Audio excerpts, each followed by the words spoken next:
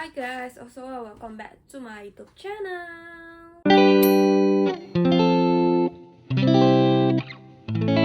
So, jadi hari ini mau gimana ya? Jadi aku hari ini tuh mau ngejawabin Q&A yang udah aku taruh di Instagram aku. Itu udah dari bulan Oktober ya. Ya ampun, udah 2 bulan. Aku mau jajain kalian Q&A, tapi aku sibuk kuliah. Kadang aku tuh mau buat tapi udah kecapean gitu, karena kan Sabtu ada kelas Mandarin. Mau buat setelah kelas Mandarin tuh keburu capek gitu loh. Jadi ya udah, jadi baru sekarang ini pun aku kayak dalam hati, ya ampun aku belum update tuh, kayak udah lama banget deh kata gue. Jadi aku mau buat Q&A hari ini, mau jawabin Q&A dari kalian. So, let's go. Jadi ini aku tadi sempet cek kan, kok nggak ada Q&A, panik dong aku kayak, ya kataku, padahal aku pengen jawabin gitu kan. Ternyata ada. Bentar. Oke, butuh minum gitu.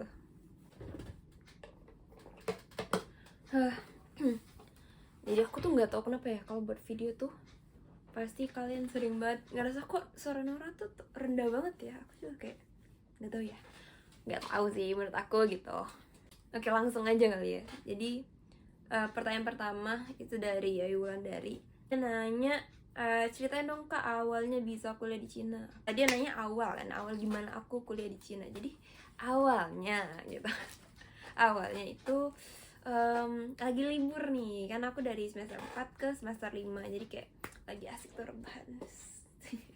Enggak. Jadi ya iya sih, sebenarnya aku lagi asik rebahan gitu. Terus lagi libur itu jadi kan ada grup mata kuliah itu, salah satu dosen aku itu ngasih link kayak program, tulisannya itu program 2+2 SDUST.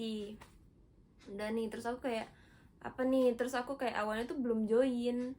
Awalnya tuh tau lah dari temen kayak, oh join yuk join gitu. Ya udah, terus aku kayak joinnya tuh awalnya setengah jalan lah, pokoknya udah jalan. Terus aku kayak join bentar, ngeliatin apa nih, oh kataku, oh ini program kuliah di luar negeri itu ke Cina gini. Terus aku kayak belum tahu detail banget. Terus udah tuh, terus kayak kalau nggak salah zoomnya tuh berapa kali ya, 3 deh kayaknya, 3 kali.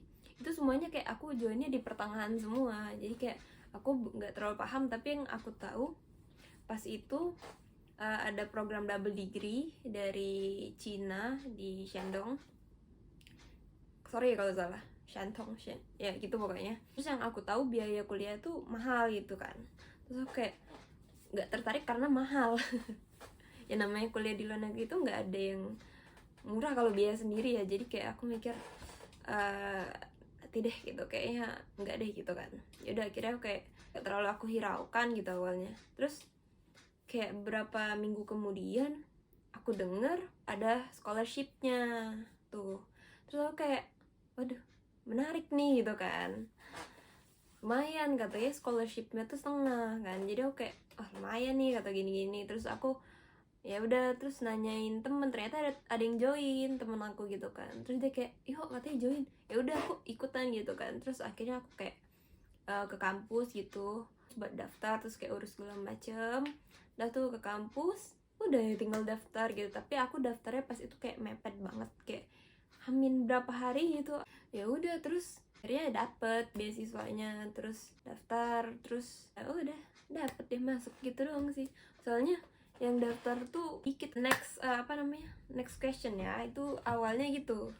Aku, kalau kalian mau tahu lebih detailnya nanti komen di bawah gitu.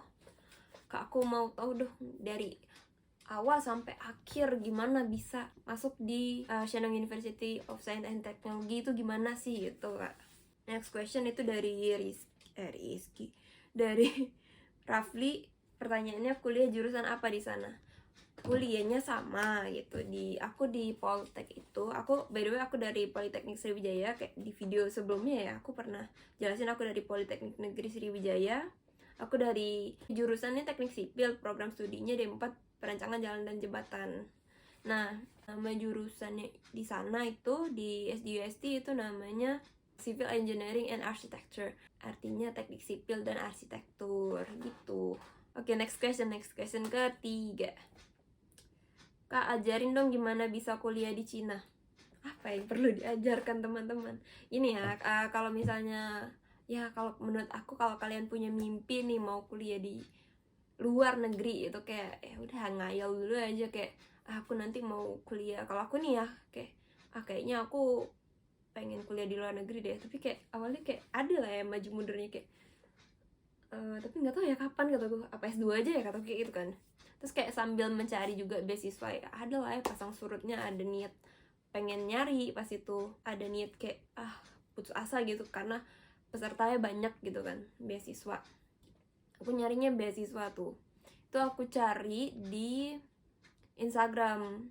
Jalan yang sangat baik itu Instagram. Aku nge-follow kayak akun beasiswa yang dia tuh kayak apa ya, aku lupa namanya, pokoknya cari aja beasiswa gitu atau beasiswa luar negeri atau apa ya, Kobe, pokoknya cari ada tahu di Instagram tuh yang aku follow Kobe apa gitu, aku lupa, pokoknya banyak .0 English itu juga.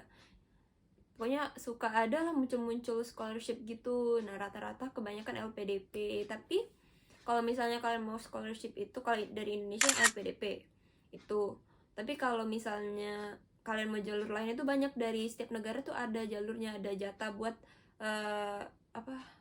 WNI gitu loh. Kayak ya mereka pasti ngundang lah ibarat kata kayak yang ngasih beasiswa untuk negara yang lain gitu. Kayak kalau di London tuh ada tau, UK itu ada beasiswanya, Jerman, Belanda, pokoknya setiap negara tuh ada, Swiss. Terus China pun ada, aku kan scholarshipnya di SDUS itu USD and China Government Scholarship. Jadi kalau misalnya kalian emang niat ke China tuh banyak kok jalurnya, kayak atau kalian pantauin website dari kampusnya itu kayak pasti ada gitu. Atau kalian kayak iseng-iseng lah cari nama-nama kampus di Google Maps. Aku suka kayak gitu soalnya. Kalau aku pengen ini di mana ya gitu, kayak aku cari gitu. Oke, lanjut ke pertanyaan keempat. Kak, ada tips and trick gak gimana bisa ngerti bahasa Cina? Jujur li aku juga belum bisa banget sih bahasa Cina. Kalau misal kayak ni hao itu pun kayak tonenya belum terlalu ini ya, tapi aku paham lah dikit-dikit, kayak masih yang basic gitu. Dan aku kan sekarang masih take kelas Mandarin, jadi kayak belum ada uji coba juga sih, jadi kayak belum meyakinkan banget gitu. Ya kalau ngerti bahasa Cina gampang sih. Kalau aku sendiri itu aku nggak cuma ngandelin kursus dari sekolah, aku ya follow IG sih, balik lagi ya follow IG yang China yang ngajar bahasa Cina itu lucu tahu. Kalau suka lewat tuh ya suka ada voice-nya, kayak suka ngajarin, suka Misha apa gitu, pokoknya suka lucu aja gitu. Kayak aku suka merhatiin kayak tiba-tiba ada mood gitu, ih lucu ya, aku hafalin. Oh ini kan kadang aku suka kayak misalnya lewat tuh ya kayak oh ini diajarin di tempat kursus Mandarin aku gitu kan, aku kayak ih lucu gitu kan. Terus kayak ya aku ngerti nih gitu. Terus kalau aku pribadi ya, karena aku pernah belajar bahasa Korea itu, jadi kayak nggak terlalu kaget gitu kalau belajar bahasa Mandarin yang bolak-baliknya, waduh nggak tau lah. Kan bahasa Korea juga kayak gitu ya, aku bisa maklum lah sama aksara Mandarin gitu karena aku udah pernah belajar bahasa Korea juga walaupun nggak mahir. Oh ya, kalau nanyain HSK aku belum ya guys. Aku nanti deh kayaknya bulan Desember aku baru ada tes HSK. HSK tuh kayak ibarat kata kalau English tuh TOEFL gitu. Bentar aku jawabin yang mana dulu ya. Aku jawabin yang ini dulu ya. Kak, jalur apa aja yang ya kuliah di luar negeri ini? Banyak, tadi kan aku udah bilang ya, jalur ke luar negeri itu banyak. Terutama apalagi kalau kalian nyari beasiswa tuh macam-macam. Ada yang full funded, ada yang setengah. Kata aku tadi LPDP, kalau di Indonesia tuh LPDP yang paling terkenal ya setahu aku itu. Terus dari government negara masing-masing tuh ada juga, bisa dicek lah. Pokoknya aku pernah cari dulu, tapi kalau kalian cari di Google juga bisa kayak beasiswa ke Cina, beasiswa ke luar negeri itu banyak, pokoknya nanti keluar banyak banget. Sampai ada websitenya kalau nggak salah, kayak bisa milih. Misalnya kamu mau ke London nih, kan banyak ya pilihan universitasnya itu kayak banyak banget. Oke, ini pertanyaan terakhir ya. Kak, aku kan nggak bisa English nih, gimana ya Kak? Apakah sepenting itu kah English untuk kuliah luar negeri? luar negeri ya, luar negeri kan banyak ya, nggak cuman di Cina doang. Tuh kalau misalnya di UK tuh setahu aku lumayan tinggi, sama Amerika tuh lumayan tinggi kalau nggak salah TOEFL-nya ya. Itu tentu saja perlu ya teman-teman ya, TOEFL, IELTS. Kalau kalian arahnya Eropa yang bahasa ibunya itu Inggris ya tentu saja harus ya guys ya, harus pakai bahasa Inggris gitu. Cuman setiap negara itu beda-beda nilai TOEFL-nya, ada yang tinggi, ada yang biasa aja gitu. Itu kalau misalnya di negara Asia mereka kan bahasa ibunya ya tersendiri ya, kayak Cina kan ya bahasa Mandarin. Kalau Korea itu Hangul. Kalau Jepang itu kanji sama apa ya, aku lupa aksara Jepang itu apa ya, banyak kan, ada 3 kalau nggak salah. Kalau di tempat aku itu karena aku kelas internasional, jadi kelasnya ya bahasa Inggris, jadi wajib bahasa Inggris. Cuman kalau kalian paham lah ya, kayak nggak terlalu lancar juga nggak apa-apa gitu ngomongnya, tapi asalkan kalian paham nih apa yang ngomongin sama dosennya gitu. Ada juga tapi kayak dia lebih penting ke Mandarin gitu daripada Inggris, karena dia lebih paham Mandarin dong daripada Inggris gitu. Tapi kalau dibilang dosennya bisa bahasa Inggris, bisa semua kok. Kayaknya itu semua pertanyaan ya, aku jawab ya. Kalau misalnya kalian ada pertanyaan lagi, nanti aku kapan-kapan deh buka lagi Q&A ya. Tapi pada nanya, jangan dipantengin aja gitu. Nanti Q&A part 2 atau ada yang mau aku collabin gitu. Boleh nih kalau misalnya kalian mau collab bareng aku di sini gitu, atau aku ngajak teman aku nanti yang satunya mungkin di Cina, nanti pas lagi jam kosong lah kita open Q&A. Tapi kalau misalnya kalian mau Q&A cepat mungkin boleh banget, jangan, pokoknya komen aja deh Kak Q&A part 2 gitu, boleh banget. Aku seneng banget jawabin Q&A dari kalian gitu. Aduh, belibet nih ngomongin. Oke, kalau emang kalian pengen tahu ya, pengen kayak join juga nih misalnya tahun depan nih, buat apa, adik-adik tingkat aku yang pengen juga nih kuliah di China itu, kalian jangan takut deh, pokoknya jangan kayak bahasa tuh gimana ya, aduh aku nggak bisa bahasa Inggris. Kalian masih paham itu ya nggak apa-apa gitu, masih bisa lah, tenang, cicai lah. Deket banget sama kedutaan Cina, jadi aku mau kesana, so stay tune. I want to do a picture in that place, so semoga gak rame ya please, karena itu weekdays, jadi kalian sekolah aja deh, atau kalian kuliah aja deh please. Gue datangnya pagi-pagi kali, tapi enggak, nanti siang lah. Pagi mau buka cuy, pagi astagfirullah. Kalau ketemu artis mah pasti rame ya, kayak hari ini aja ada Siwon habis, Siwon sampai nih.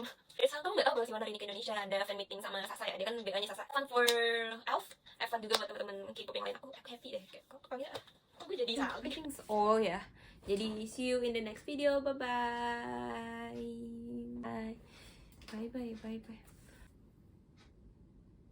Bye, see you.